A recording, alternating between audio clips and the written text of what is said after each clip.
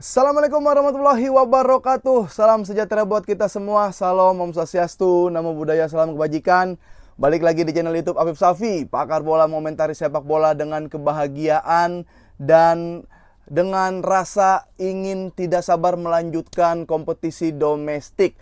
Karena sesaat lagi kita akan merasakan jeda internasional, yaitu ada beberapa match yang tertunda berarti dari liga domestik, terutama La Liga, dan kita akan disajikan oleh pertandingan kayak kualifikasi Piala Dunia, ada U21 nanti, ada juga Nation League. Jadi ketemu lagi nanti kira-kira September. Tapi masih banyak berita-berita hangat tentunya seputar La Liga, khususnya untuk Barcelona yang akan gue share buat kalian nih yang dari kemarin nungguin live gue, akhirnya baru live sekarang.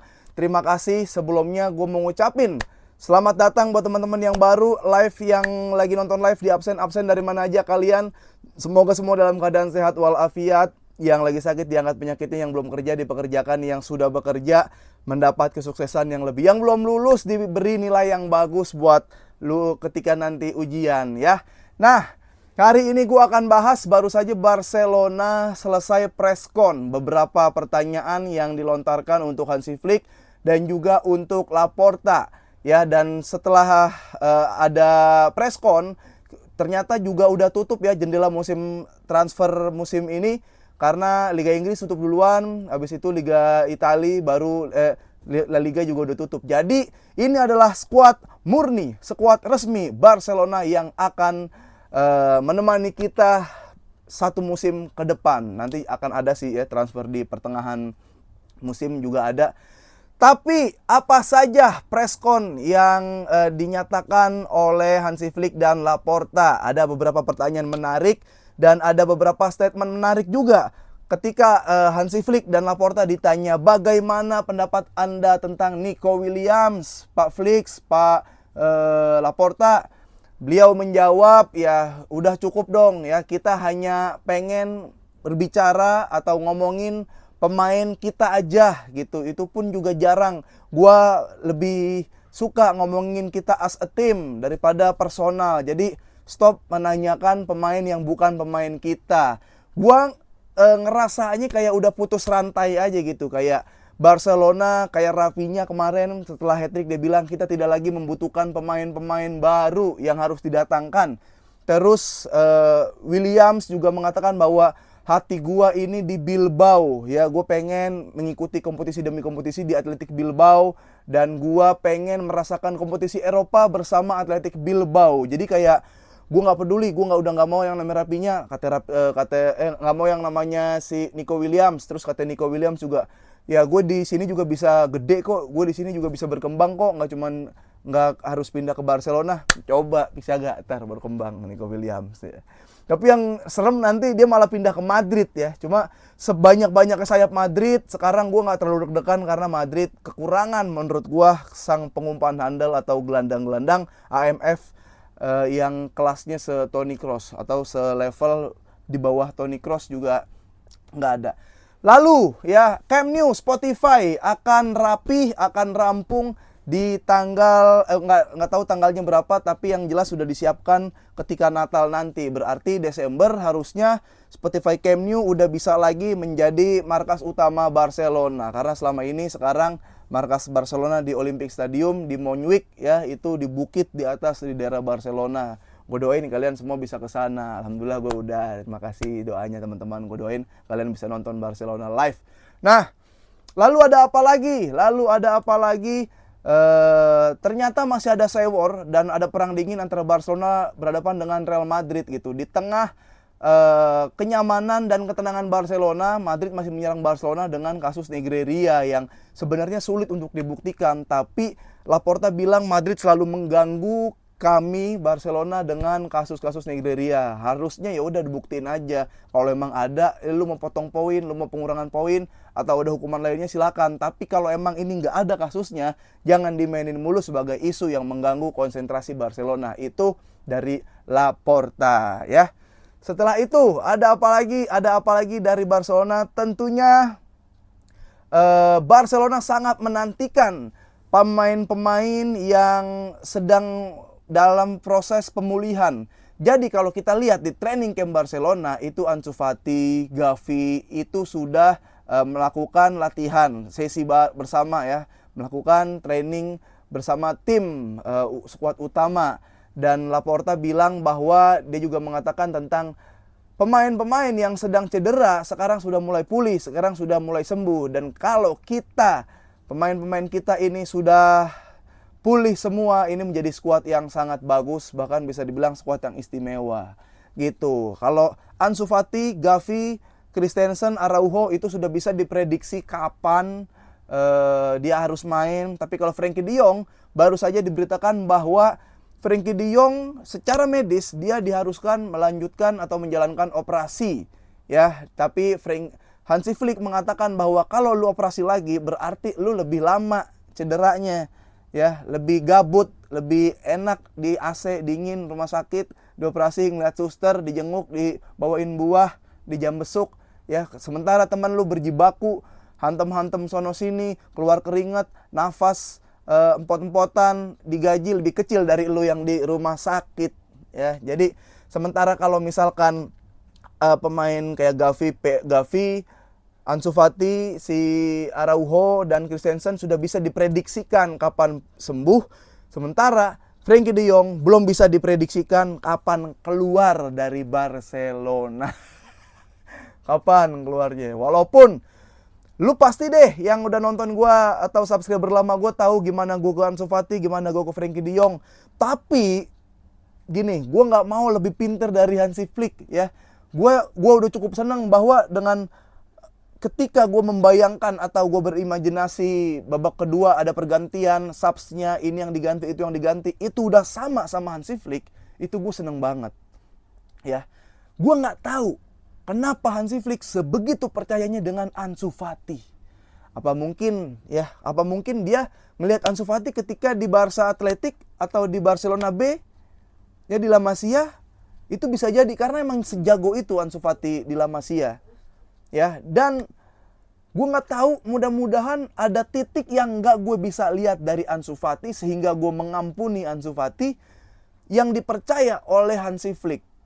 Jadi untuk kasus Ansu Fati, karena gaji juga yang nggak yang mahal banget dan dia produk La Masia, lalu juga kesempatan bermain bersama pemain-pemain topnya itu kurang. Sekarang ada Hansi Flick datang, mudah-mudahan sesuatu yang berdampak positif terjadi pada Ansu Fati dan Barcelona. Gimana? Setuju gak dengan pendapat gue? Lu mau bilang, Bang Apip lu mah pelin-pelan. Kemarin Ansu Fati lo omelin. Kemarin lagi sejelek-jeleknya pemain jelek ya Ansu Fati secara permainan. Lu mah biasanya ngeroasting Ansu Fati. Bro, dia udah dia nggak banyak bacot, lebih banyak bacot kan, lebih susah ngehandle Frenkie de Jong ketimbang Ansu Fati gitu. Jadi ya udahlah, gue masih mau menunggu Ansu Fati, melihat 5 games lah kita challenge Ansu Fati ya. Sepakat gak? Para Karbolomania, kalau Ansu Fati sembuh 5 games kita nilai. Kalau 5 games busuk, udah nggak ada ampun buat Ansu Fati. Kalau Frenkie de Jong sebenarnya kalau bisa dijual ya jual. Cuma ini tuh udah tergantung, posisinya udah terlanjur. Jadi mau nggak mau kita harus, ya ini adanya, kita harus, Barcelona tetap gaji de Jong. Barcelona tetap main ya dengan tanpa de Jong di lapangan hijau, cuma dapat duit di bangku cadangan gitu. Jadi ini gue menarik nunggu Ansu Fati. Berarti kita tidak punya bek kanan murni. Kalaupun ada itu Balde nggak terlalu sih main di kanan ya, Araujo main di kanan. Sama sama Barcelona ketika berhadapan dengan Madrid, gue penasaran. Guys, nih lu perhatiin ya, baik-baik ya.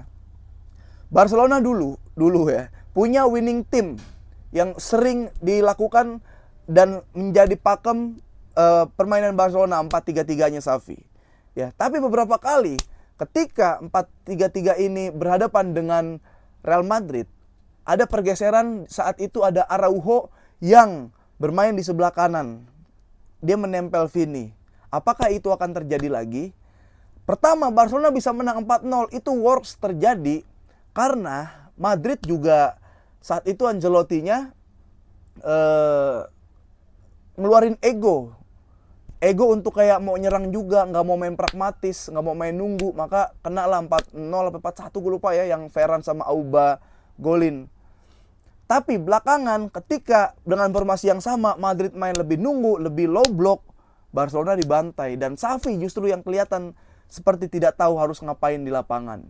Gue nggak tahu nanti akan ada formasi khusus untuk lawan Madrid atau enggak, atau masih tetap seperti 4-2-3-1 pakai double pivot, press 10 menit, pas 90 menit. Gue nggak tahu, itu wajib kita tunggu. Nah, ini ada preskon yang menarik. Barcelona, ini pertanyaan yang keluar dari wartawan untuk Laporta. Bagaimana bonding Hansi Flick dengan Barcelona? Jadi dia udah ngerasa kayak keluarga. Dia juga justru fokus untuk Barcelona B. Barcelona Athletic juga, La Masia juga, proyeksinya juga bagus. Dan Flick ini lagi nggak bawel, lagi nggak minta ini itu. Yang paling gue bikin seneng adalah, ketika Laporta ditanya, ingat waktu lawan Manchester City? Ingat? Ya. Itu saya nanya kepada Hansi Flick, gimana? Kamu seneng nggak dengan permainan yang tadi? Hansi Flick bilang, saya nggak seneng. Kenapa? Karena pemain Barcelona hanya mampu atau hanya kuat melakukan pressing dengan waktu 70 menit. Itu bukan saya, itu bukan keinginan saya. Jadi ketika lawan lawan si Manchester City, itu belum sepenuhnya dari Hansi Flick. Bayangin tuh, ya, saat itu 2-2 skor adu penalti, tapi dia nggak suka karena pemain cuma mampu kuat melakukan pressing 70 menit. Ya, kemarin udah bisa sih 90 menit. Tapi itu yang bikin gue senang, berarti dia peduli dengan fisik. Ya, apa aja sih yang dilakukan Hansi Flick? Ya, dia bagus, dia mengembangkan fisik pemain, balance pemain, ya, gym, nutrisi, dan yang jelas bikin endurance pemain terlihat sangat superior lah secara endurance. Itu yang terjadi di Barcelona. Lalu, nah, kemarin ada sempat kabar bahwa Deco akan dipecat dan meninggalkan Barcelona. Ada media dari salah satu media di Barcelona atau salah satu media dari Spanyol yang mengatakan hal tersebut. Tapi media itu dibantah, ya, itu dibantah oleh staf dan manajemen Barcelona, dan juga ada jurnalis-jurnalis yang terpercaya di sana bahwa tidak ada kata pemecatan dari Deco. Yang ada, Deco mau diperpanjang hingga 2026. Mungkin kalian kebagi nih, pecah, ada yang emang Deco pengen keluar aja ganti Alemany lagi, ada yang tetap stay karena efektif, gue nggak tahu. Tapi yang jelas Deco itu punya kedekatan dengan Rafa Marquez, itu pelatih Barca Athletic.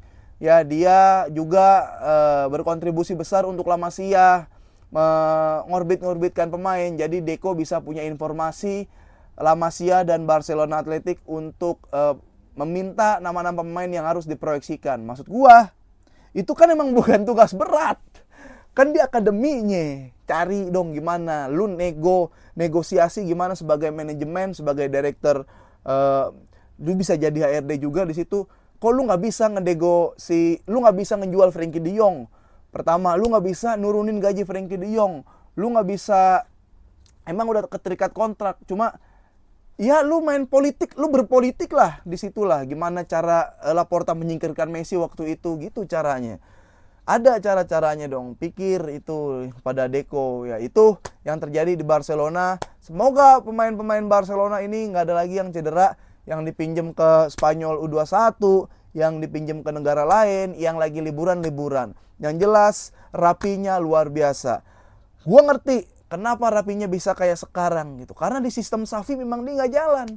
Rapinya kan waktu di Liga Inggris keren banget mainnya. Kenapa rapinya kelihatan keren? Dia terlihat keren ketika dia duel bola, ketika dia lari Spartan, ketika dia lari tracknya jauh, itu terlihat keren. Tapi pas era Xavi, semua kan overload di depan. Dia cuma nunggu di depan, nunggu bola mental, bola muntahnya nggak dapat. Ya, keserang udah terlalu jauh, nggak kelihatan dia ketika defense. Tapi ketika Hansi Flick main dari tengah, ketika nyerang dia naiknya kenceng, ketika turun dia bantu. Jadi tahu ya, minimal sekarang Barcelona kalau udah di lapangan itu tahu harus ngapain. Itu dasar sepak bola banget sih. Dan transisi Barcelona sejauh ini gue mengagumkan, ya. Dan nanti ketika selesai jeda internasional, selesai match-match negara yang akan bertanding, dan Nation League juga di situ, Barcelona langsung ketemu dengan Girona, ya, Monaco, Villarreal, sama ya Liga Champions-nya si AS Monaco. Tapi kita lihat PR Barcelona sekarang, terutama sih gue masih mengantisipasi di bek kanan ya. Kalau menurut kalian gimana? PR Barcelona apa? Silakan di komen. Apa PR Barcelona untuk menghadapi satu musim ke depan? Kalau gue itu concern di bek sayap kanan. Walaupun Konde dalam defense bagus, tapi kalau dia nyerang gue deg-degan karena kalau ketemu pemain yang memiliki speed, Konde itu bisa habis. Oke, dia bisa nutup William karena dia kebantu sama gelandang kita yang turun, sama Lamine Yamal yang turun gitu kan. Dan dia juga belum menjadi back murni. Oke lah, ini masa transisi, oke lah dia nurut, ternyata dia punya kenyamanan. Tapi ya kenyamanan Konde, kenyamanan orang yang aslinya bukan posisi tersebut dengan kenyamanan orang yang aslinya memang back sayap kanan, itu beda. Jadi di sisi kanan itu beda. Nutrisi, gizi, gym itu harus diperhatikan banget. Sama kalau misalkan secara permainan udah seperti ini ya, Trisula Barcelona udah kelihatan, defense, transisi, dan offense, attack itu udah kelihatan, ya lu tahu harus ngapain. Dan beberapa uji coba nih udah pernah, lu lawan Bilbao yang berat, lu bisa menang, lu ketinggalan duluan bisa menang. Kalau lagi menang gede, lu bisa ngegolin lebih banyak lagi, itu harusnya udah keuji. Coba kita lihat nanti lawan Girona yang tahun lalu Barcelona nggak pernah menang ya, 2 kali match kandang tandang dua-duanya kalah.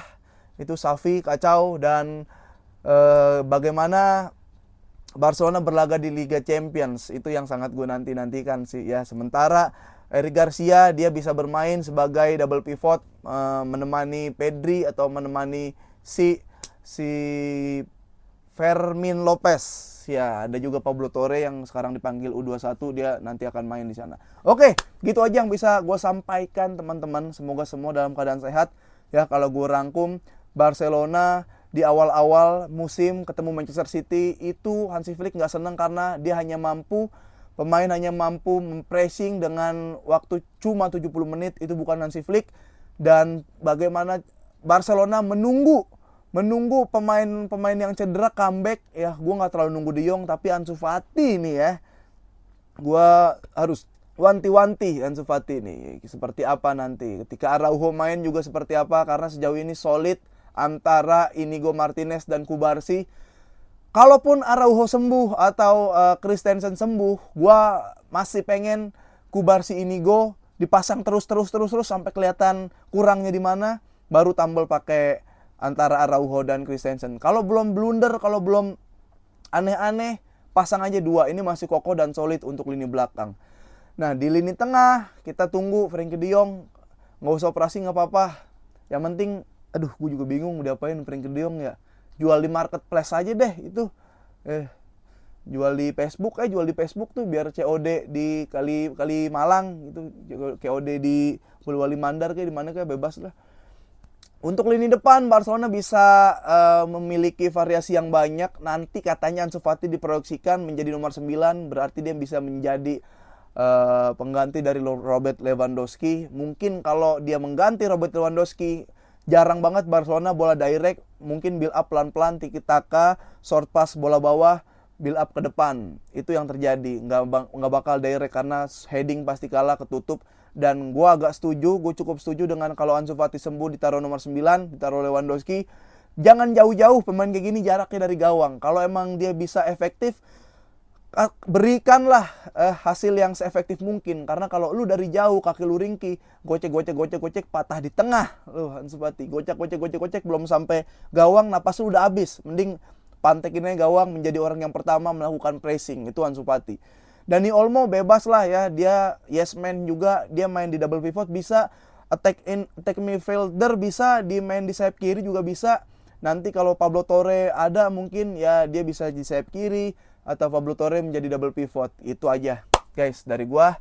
Selamat menonton jeda internasional. Jangan lupa ada timnas nanti main lawan Saudi Arabia dan timnas bermain dengan Australia. Itu ada live reaction lagi di YouTube My Super Soccer. Nanti bareng gua dan ya sehat-sehat selalu teman-teman. Makasih yang udah selalu nonton live. Wah, senang banget gua. Makasih ya. Vamos.